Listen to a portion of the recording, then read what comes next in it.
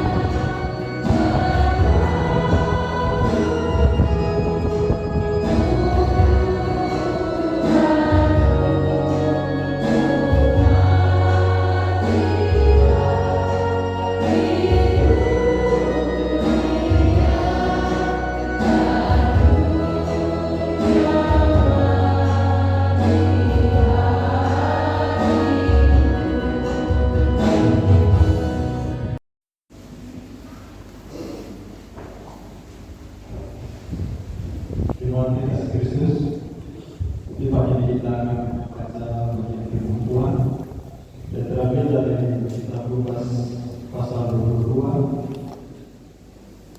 Kita baca dari ayat 54 hingga ayat 62. Lukas pasal 22 ayat 54 sampai ayat 62. Mendahului firman Tuhan ini, mari Bapak Ibu kita berdoa. Ya Tuhan, di pagi ini dalam ibadah minggu sengsara yang keempat, kami jemaat Tuhan akan membacakan Alkitab serta mau mendengarkan kabar sukacita yang artinya disampaikan oleh hamba-Mu. Dengan Tuhan kuasakan dengan Roh Kudus menuntun kami semua yang hadir di sana, supaya firman-Mu ini tetap menjadi bagian dalam setiap kehidupan kami. Jadi Tuhan yang doa kami, lalu di dalam tangan kasih-Mu kami berdoa kepada Bapa di surga. Amin.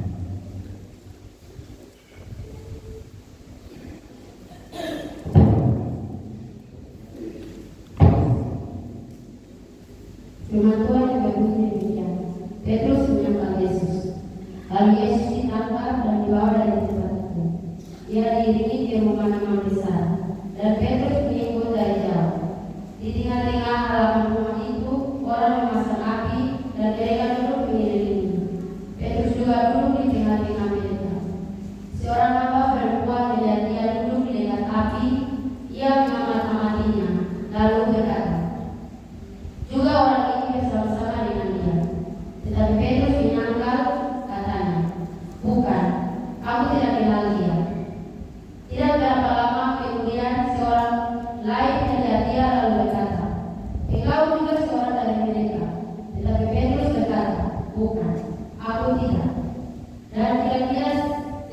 kemudian seorang lain berkata dengan tegas, "Sungguh, orang ini juga bersama-sama dengan dia, sebab dia juga orang Galilea." Tetapi Petrus berkata, "Bukan, aku tidak tahu apa yang engkau katakan." Seketika itu juga, sementara ia berkata, "Berkokoklah ayam." Lalu berpalinglah Tuhan memandang Petrus, maka teringatlah Petrus bahwa Tuhan telah berkata kepadanya, "Sebelum ayam berkokok pada hari ini, engkau telah 3 kali menyangkal aku." Lalu ia pergi keluar dan menangis dengan sedih. Demikianlah firman Tuhan. Hosiana, Hosiana, Hosiana.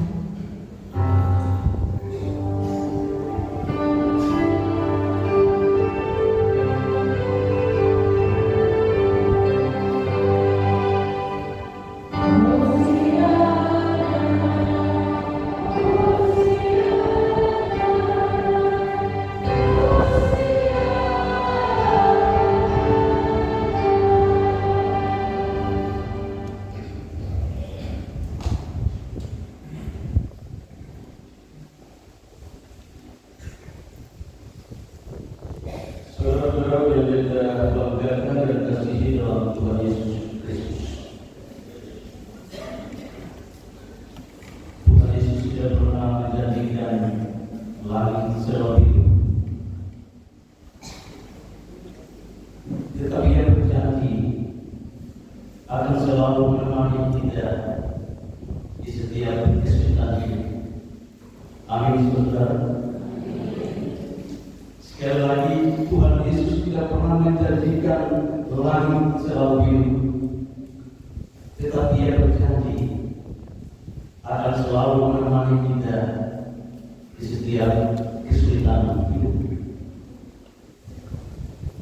Saat berhidup terasa berat, pandanglah salibnya. Tuhan tidak pernah mengakhiri apapun dengan hal negatif, tetap selalu ada kemenangan di balik salib. Sengsara Tuhan adalah bukti bahwa di dalam kelemahan kita, kuasa-Nya bekerja sempurna untuk mengangkat kita. Pengkhianatan paling menyakitkan bukan datang dari musuh. Sekali lagi, pengkhianatan paling menyakitkan bukan datang dari musuh. Mereka yang pernah makan sengaja dan berjanji tetap setia. Manusia bisa menyangkal Yesus saat terdesak, saat darurat, saat emergensi. Tetapi mata Yesus yang memandang Petrus sebetulnya mengajarkan tentang teguran kasih yang menuntun pada pertobatan sejati. Itulah kata bijak di minggu sengsara Tuhan Yesus yang keempat. Saudara-saudara yang berkati Tuhan Yesus, salah satu kebutuhan manusia adalah rasa aman. Rasa aman itu menjadi kerinduan setiap orang agar hidup damai, agar hidup tenang, agar hidup sejuk.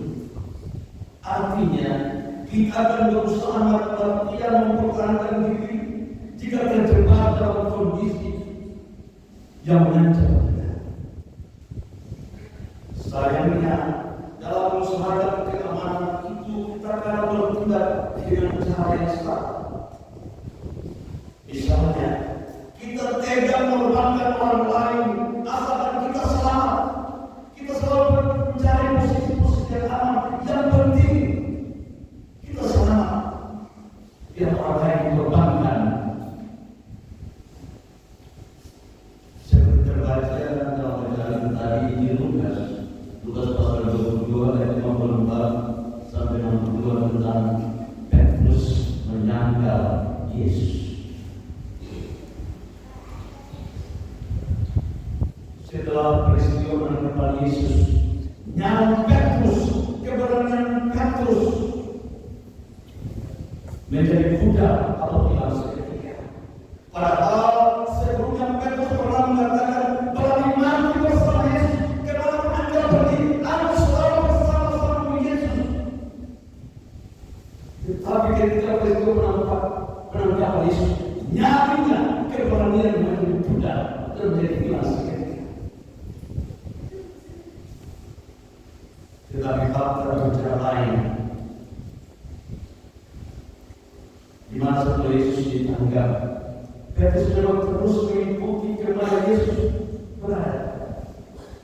Tuhan Yesus dibawa.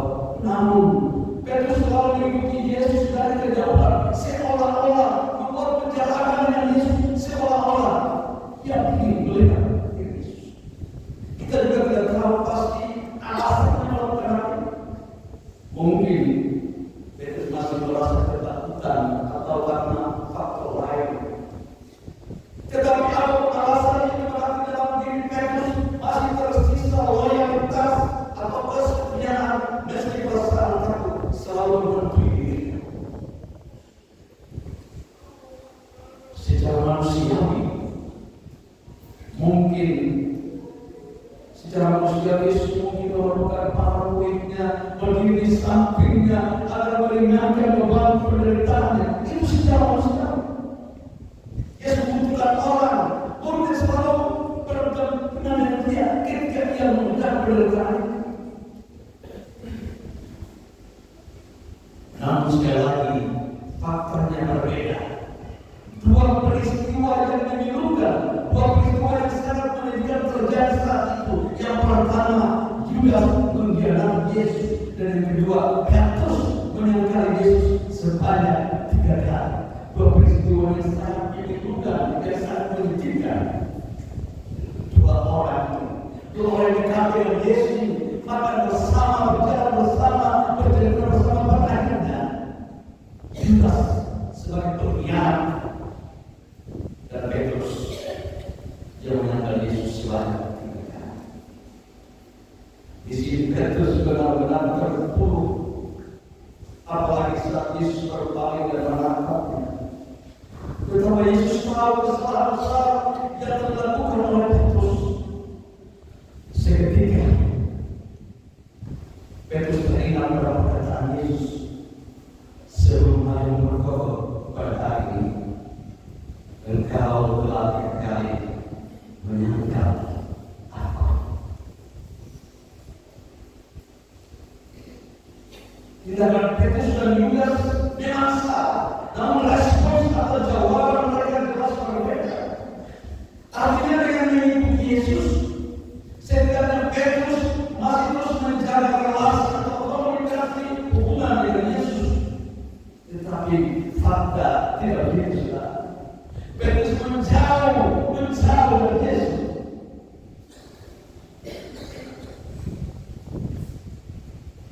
Saudara-saudara yang dikasihi, setiap manusia punya kelemahan dan keterbatasan sebagai orang berdosa. Karena dosa itu membuat manusia begitu mudahnya untuk jatuh dalam kelemahan. Bahkan kepada Petrus seorang murid dan sebagai orang yang paling dekat dengan Tuhan Yesus, Petrus selalu diri lebih dominan dari murid yang lain. Petrus seorang yang gegabah, seorang yang tergesa-gesa. Tindakan yang berani diambil tanpa memperhitungkan atau pertimbangan resiko atau dampak. Petrus juga seorang emosional yang cukup tinggi saat dengan berdalih memotong telinga Malkus, hamba besar saat Yesus menangkap. Juga dengan kesombongan Petrus yang percaya diri menjawab Tuhan Yesus bahwa dia tidak akan menyangkal Yesus dan tetap berdiri bersama Yesus. Kenyataannya omong kosong, mulut berbeda api, mulut bicara lain, hati bicara lain.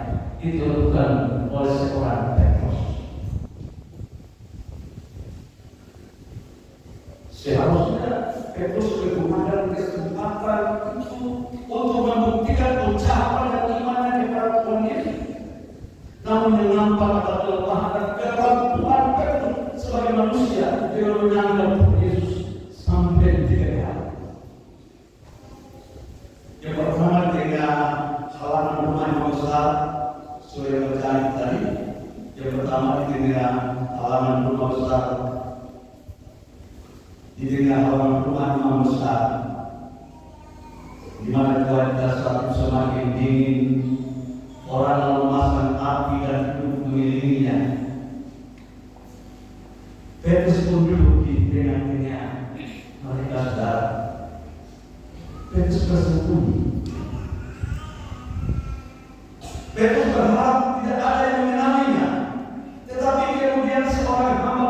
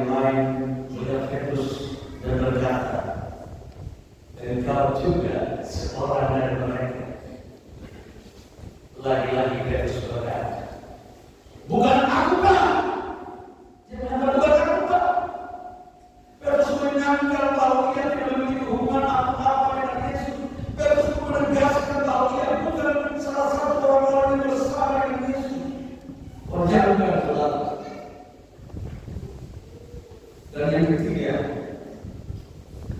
kira-kira 1 tahun kemudian seorang lain berkata yang juga sesungguhnya orang ini juga bersama dengan Yesus, sebab ia juga orang Galilea. Namun Petrus berkata, "Pak, aku tidak tahu apa yang kau katakan." Petrus orang menyangka asal usulnya sebagai orang Galilea. 3 kali Petrus menyangka Tuhan Yesus. Petrus tidak mengaku status istimewanya sebagai murid Yesus. Orang Petrus yang pertama kali dipanggil untuk menjadi murid Tuhan Yesus. Setiap hari Yesus selalu bersama dengannya dan para murid yang lain. Mereka makan bersama, berjalan bersama, bercerita bersama, berdiskusi bersama. Namun Petrus menyangka Yesus hanya karena ia ingin menyelamatkan diri sendiri, atau Petrus berusaha mencari posisi aman. Maka Petrus mencuci tangan terhadap gurunya, Yesus sendiri. Atau dengan kata lain, kacang lupa guru.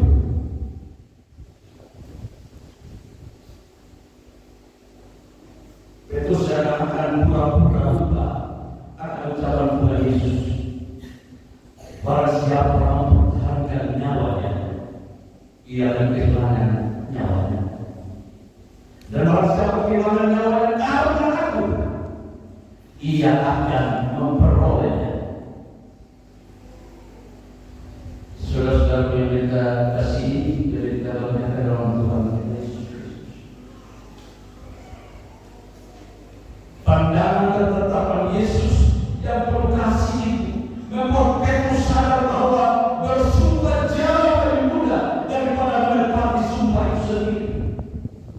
Pandangan ketetapan Yesus sebetulnya mendorong Petrus dengan menawarkan belas kasih untuk bangkit menjaga sifat kedagingan kemanusiaannya dengan menyambungkan ke Allah yang menyelamatkan dalam cinta kasih Tuhan Yesus Kristus. Tangisan merupakan ungkapan kesetiaan Petrus yang mendalam menjadi tanda sebuah proses pembaruan dan pertobatan sejarah. Penanggalan Petrus pun juga menjadi penanggalan saudara dan saya. Sekali lagi, penanggalan Petrus pun juga menjadi penanggalan saudara-saudara dan saya. Artinya, seringkali kita tidak menyadari penanggalan iman yang kita lakukan. Terkadang kita menyebut diri sebagai orang Kristen, namun cara hidup dan doa kita tidak mencerminkan kekristenan. Kita menyebut diri hamba, namun tidak memiliki hati hamba. Kita berbicara tentang kehendak Tuhan, tetapi tidak melakukan kehendak Tuhan. Kegagalan Petrus adalah kegagalan kita semua, kegagalan saudara dan saya juga. Artinya kita sering mencari jalan aman ketika berhadapan dengan pergumulan dan tantangan. Saat kita mempunyai kesempatan untuk menyatakan iman, tetapi justru kita menyatakan iman kita sendiri. Maraknya praktek-praktek KPN, korupsi, kolusi, nepotisme, penegakan hukum, tindakan untuk menyatakan kebenaran dan keadilan seakan-akan sirna dan hilang karena orang lebih menghitung untung rugi daripada menyatakan iman.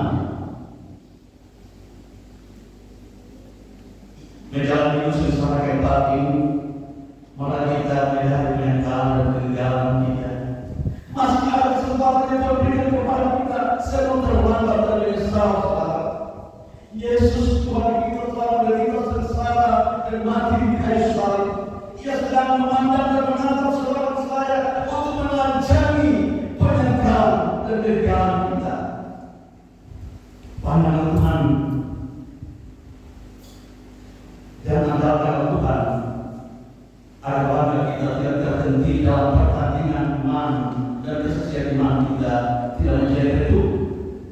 Ketika pergumulan dan tantangan semakin menggoda dan menghimpit, Yesus tersalib memampukan kita untuk tetap setia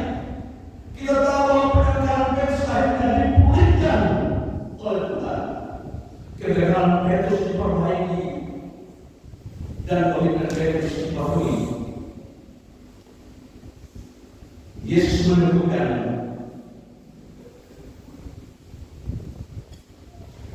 Petrus sebagai rasulnya dan martir dalam pemerintahan Yesus.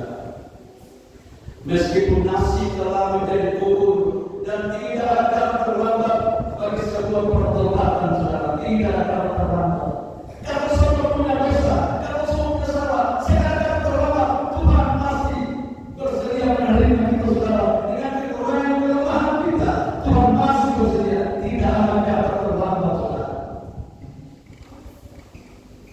Dengan keberanian dari Tuhan, kalau kita tidak menyangkali dan menghianati Yesus, meskipun dalam kondisi yang sulit, karena kita yakin bahwa Tuhan Yesus telah bertindak dalam saat-saat yang kritis, saat-saat dimana kita tidak sanggup lagi, saat-saat dimana kita tidak berdaya lagi, saat-saat kita tidak mampu lagi, situ Tuhan bertindak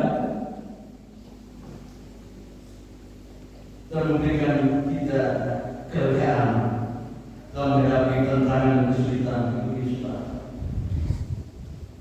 Kerapuhan manusia bisa Petrus kami Yesus 3 kali saat ditangkap. Ada sebuah warning atau peringatan keras untuk tidak menjauh dari Tuhan, menyadari kelemahan diri dan memahami bahwa kasih setiap perempuan jauh besar dari kegagalan saudara dan saya. Petrus menangis terseduh-seduh, menunjukkan penyesalan atau pertobatan sejati. Pertanyaannya, apa yang menjadi penyebab kegagalan manusia? Kegagalan manusia itu terjadi karena manusia itu sendiri menjauh dari Tuhan dan mengandalkan diri sendiri, karena merasa diri hebat, merasa diri sombong, merasa diri angkuh, serta Tuhan maha puji. Petrus yang berapi-api semangat pun bisa menyandal Yesus 3 kali karena rasa takut kehilangan nyawa. Begitu pun kita ingatkan bahwa manusia tak rapuh dan sombong rohani, merasa diri paling setia, dapat membawa pada kejatuhan saudara. Saat Petrus menyandal Yesus ketiga kalinya dan air berkokok, Yesus berpaling dan menatap Petrus. Pandangan dan tatapan Yesus bukan untuk menghakimi, melainkan teguran kasih yang menyatakan Petrus akan kegagalan dan dosanya. Petrus menangis dengan sedih, menunjukkan kegagalan Petrus bukan akhir dari segalanya, tapi Petrus dipulihkan untuk menjadi saksi yang kuat. Tuhan Yesus tetap setia dan siap mengampuni, terlepas dari seberapa besar kegagalan yang kita buat. Mari mendekat kepada Tuhan, bukan menjauh, terutama saat-saat sulit. Saat kita gagal, datanglah kepada Yesus dengan hati yang hancur, dengan hati yang hancur kita datang kepada Yesus, karena hati yang baru setiap pagi untuk memulihkan saudara saya. Amin.